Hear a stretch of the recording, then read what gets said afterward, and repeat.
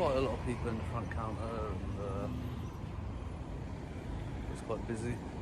Doesn't look like there's anything to really see in there anyway. They've got the yellow phone in there, and that's about it. So we've got South Acton Safer Neighbourhood team, Acton Central Safer Neighbourhoods.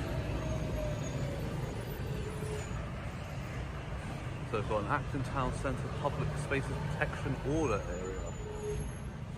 But you're not allowed to drink alcohol, no psychoactive substances. Give your name and address to an authorised officer if asked to do so to deal with any of the activities outlined in this order. Okay. Groups causing antisocial behaviour, intimidating and aggressive begging, obstructing access, disperse from the area if asked to do so by an authorised officer because they reasonably believe that you have been obstructing the entrance of a commercial business during the course of its opening hours. Damn. Commercial waste. Remove from the public space any commercial waste deposited or left there for the purposes of collection when asked by an authorised officer because they reasonably believe that waste has been left in a public space for an unreasonable length of time or, where applicable, outside the specified timed collection slots. Wow. Active substances. Urinating, defecating, spitting. Urinate and or defecate in a public and or communal space. Deposit saliva, mucus or any other product from the mouth or nose without reasonable excuse or attempt to collect or eradicate the saliva or product. Damn. Careless cigarette disposal. Dispose of any cigarettes, cigars, roll-ups into a bin without first fully and properly extinguishing them. If you engage in any of the above and do not stop when asked to do so by an authorised officer, you may be issued a fixed penalty notice of £100. If you do not pay the fixed penalty, you may be liable for a level 3 fine of up to £1,000 upon prosecution. Wow.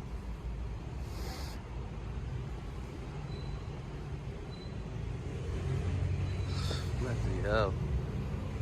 So, it says that in the protection order area around providing your name and address, you must give your name and address to an authorised officer if asked to do so to deal with any of the offences, any of the activities outlined in this order. Groups causing antisocial behaviour. So under this one, it's saying that we must disperse from the area and not return for 24 hours if asked to do so by an authorised officer because you have been congregating in a group of 3 or more people where 1 or more persons have been engaging in antisocial behaviour and at least 1 member of that group is within the designated area. Okay, so filming and flying a drone in this area does not fall under any of those conditions. So good job that I came and checked out that sign there, because I would never have known that for this area, and now if I do get approached and they try to enforce any of that or use any of that, then I know what the deal is there.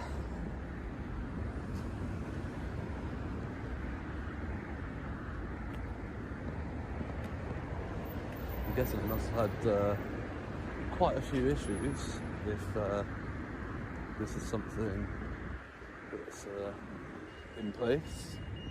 It's not going to be in place for no reason. Yeah, so this is a vehicle. Right from the start, you can tell this isn't just a casual stroll past a police station. This auditor knows exactly what he's doing, and more importantly, he knows the law. He's heading straight toward Acton Police Station with a drone in hand, a move that almost guarantees confrontation. But instead of rushing in, he slows things down. He studies the area, checks signage, and carefully scopes out the surroundings. This is the calm before the storm. Because in situations like this, it's usually not the filming that causes problems, it's the misunderstandings. Officers often rely on public order signs to control situations, but what happens when those same signs actually protect the auditor instead? Stick around, because what starts as a quiet legal check quickly turns into a powerful lesson. Phone case or against my bag or something, so it stays propped up. Means you might not get the best angle if I'm flying a drone and I get approached, but there's not a huge amount that I can do about that, unfortunately, today, and I do apologise. I will try to do better and remember my tripod next time, or perhaps even just get a body-worn camera at some point. Yeah, so just gonna put you guys down for a second, get the drone out, set up, and start flying that around. I'm just going to cover a bit of the area as well, because I do think it's going to look quite nice in its lighting. Looking around, we've got a couple of buildings, a tall building there I've got to be wary of. We've got a drone over in the, not a drone, sorry, a crane over in the distance there. I don't know if you can see the red light from that. Okay. But that's far enough away that I won't be going anywhere near that. A couple of trees nice to look out for, so it's a good spot to get up. Obviously the drone has a signal light on it for me to be able to locate it in darker conditions, so it is legal to fly in this lighting. With that, I'll be back in a second. That's started. There we go. Here's where things get interesting. Instead of immediately launching the drone, he zeroes in on the Public Spaces Protection Order sign. And this isn't just for show. These signs are often used by councils and police to justify moving people along or issuing fines. But the key is what's actually written on them. You'll notice the focus is on alcohol, drugs, antisocial behavior, waste, and obstruction. Nothing about cameras. Nothing about filming. And definitely nothing about drones. This is exactly why auditors read these signs carefully. Most people assume they cover everything, but legally, they only cover what's specifically listed. And that detail is about to become very important.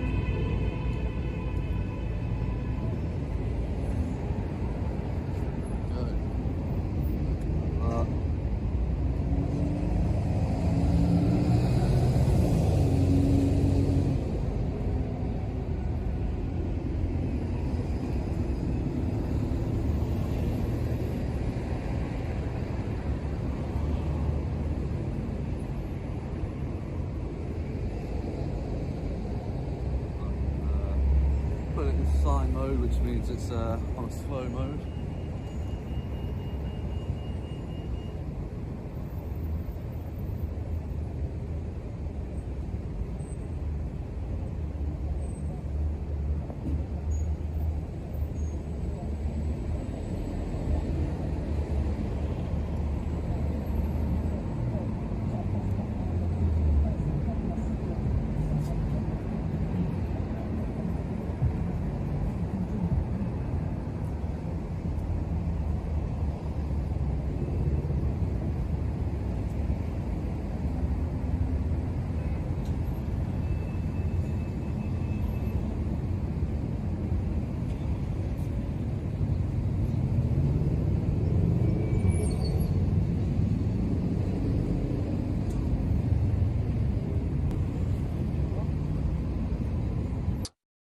Listen to how extreme some of these rules sound: no spitting, no improper cigarette disposal, even penalties for saliva left behind. It shows just how targeted these orders are meant to be. They're designed to deal with public nuisance issues, not everyday lawful activities. And yet, time and time again, authorities try to stretch these rules far beyond their intended purpose. This auditor is doing what most people don't bother to do: actually reading the fine print. And by doing that, he's building a legal shield around himself before anything even happens. Smart move. You're flying it in open public spaces where there's people walking around. Okay. Are you giving me a lawful order to land my drone or not? That's all I need to know right now. That's all I need to know is if you're giving me a lawful order to land my drone. If you are, I will comply. I will comply with any lawful order that you give.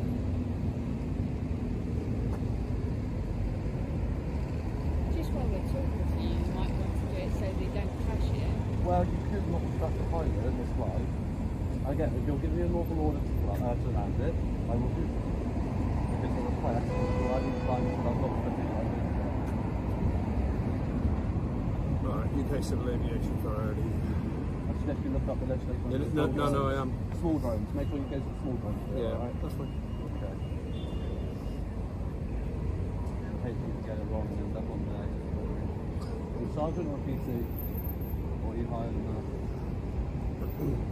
Flying closer. You're not going to identify yourself? Yeah, Peace and Burke police station. Flying a drone 50 meters. Within. Okay, keep going to the small drones. Yeah. Small drones. Okay, specifically the small drones. How do we know it's a small drone? Well, that's for you to investigate and find out. And I'm not Okay, under any would you like to land it? Is that a lawful order? So that we can check whether it's a small Is that a drone. lawful order? Just so that we can carry out an investigation. And I'm not in So any obligation that to would aid be... you in an investigation against myself, am I? It's not the Do you have any obligation of a member of the paperwork that public. says that it's a small drone? Like the instruction manual, we like to identify it rather than... I'm not under any obligation. Okay, so to aid you small in your drones, investigation. model aircraft below. Rules of minimum distance, people is different flight, small drones and model aircraft below 250 grams. Is that drone less than 250 That's grams? up to you to find out, isn't it? I'm not here to aid you or answer your questions. Okay. Flying a drone model small, lighter than 250 grams.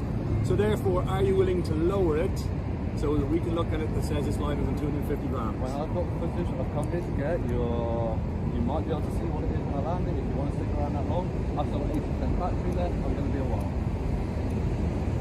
Right, you could fly no closer to people less than 50 meters based on that.